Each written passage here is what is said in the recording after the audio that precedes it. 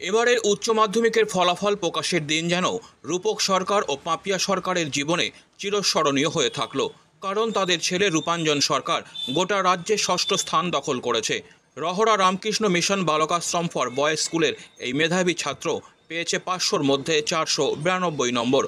রহরা মিশনের শিক্ষক মহারাজ এবং সহপাঠীদের কাছে সে পরিচিত ছিল একনিষ্ঠ, সংযমী এবং মাটির কাছাকাছি থাকা ছাত্র হিসাবে। তার এই সাফল্যে যেমন শিক্ষক শিক্ষিকা মহল গর্বিত, তেমনি খুশির জোয়ার বইছে আগরপাড়ার উসমপুর বটতলার সরকার পরিবারেও।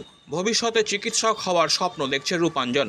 জানালো, প্রতিদিন 6 থেকে 7 ঘন্টা পড়াশোনা করত, তবে সময় পেলে গল্পের বই পড়া আর গান গাওয়া ছিল তার অন্যতম নেশা। নিজের সাফল্যের জন্য সে কৃতিত্ব দিয়েছে স্কুলের শিক্ষক ও গৃহশিক্ষকদের। এই সাফল্যের পেছনে শুধু নম্বর নয়, রয়েছে সংযম, নিয়মিত পরিশ্রম ও স্বপ্নকে সত্যি করার জেদ। নিঃসন্দেহে এই কৃতি ছাত্র আগামী দিনে সমাজকে আলোকিত করবে তার মেধা ও মানবিকতার আলোয়। প্রথমত এতটা ভালো এক্সপেক্টেড করিনি, তো যখন মহারাজ বললেন ফোন করে যে 6 হয়েছে তখন খুবই ভালো লেগেছে। বলছি, এই যে সাফল্যের সব থেকে বড় কার হাত রয়েছে সাফল্যের জন্য তোমার? সাফল্যের পিছনে সব থেকে বড় অবদান স্কুল আর প্রাইভেট টিচারদের রয়েছে। কতক্ষণ পড়তে? ওরকম কোনো ফিক্স ছিল না, তবে মোটামুটি অ্যাভারেজ 5-6 ঘন্টা। এবং এই যে সাফল্য তোমার যে এসেছে, আগামী দিনে কি নিয়ে পরিকল্পনা, কি করতে চাও? ডাক্তার হয়েছে, মেডিকেল। স্বপ্নটা কেন? ডাক্তার হয়ে মানে এখানে ভালো স্কোপ আছে, অনেক বড় ওয়াইড ফিল্ড, তো অনেক জায়গায় আমি ভালো করে প্র্যাকটিস করতে পারবো, তো সুবিধা সেটা। পড়াশোনার পাশাপাশি আর কি করতে? পড়াশোনার পাশে গান শিখতাম আর মাঝে সাঝে গল্পের বই পড়তাম। কি এক লাইন গান হবে আজকে? হোক, এটা ছোট বই। মানে একদম এখন বললে একটু সমস্যা আর কি। আচ্ছা, তোমার নাম? রূপাঞ্জন সরকার। ফোনটা যায় আর কি। মহারাজ বলছেন যে এক্ষুনি চলে আসুন, এরকম মিডিয়া টিডিয়া আসবে, ওনারাও আসবেন।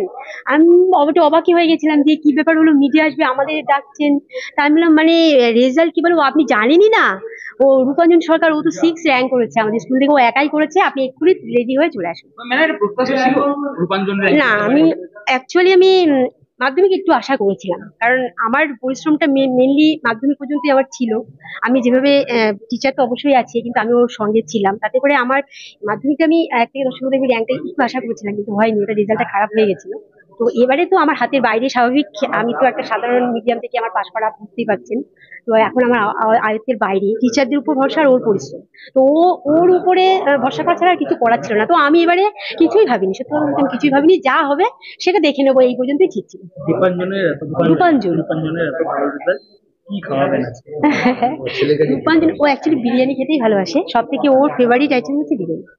এবং সেটা আমি ওই মায়ের হাতে রান্না থেকে ওই হোটেল রেস্টুরেন্টেই সত্যি কথা বলতে একটু বেশি প্রেফার করে। হ্যাঁ, ওরকমই আর কি। কতক্ষণ পড়তো রূপাঞ্জন? অ্যাকচুয়ালি ওর পড়ার নির্দিষ্ট কোনো টাইম ছিল না, আর ওর কিন্তু সারাক্ষণ ওই পড়ার ব্যাপারটাই ছিল।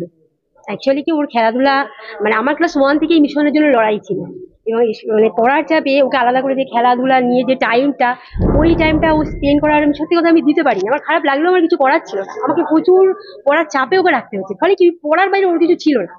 ওই সারাক্ষণ কি মানে টানা পড়া তো সম্ভব নয়, ওই পড়া, ঘরের মধ্যেই থাকা, আর একটু মাইন্ড রিফ্রেশমেন্টের জন্য মোবাইল তো বোঝেনি, একটু কম বেশি থাকবেই, সেখানে কিছু বলার থাকে না, সেইটুকুনি। আর সাইডে গানটা শিখি। আমার নাম পাপিয়া।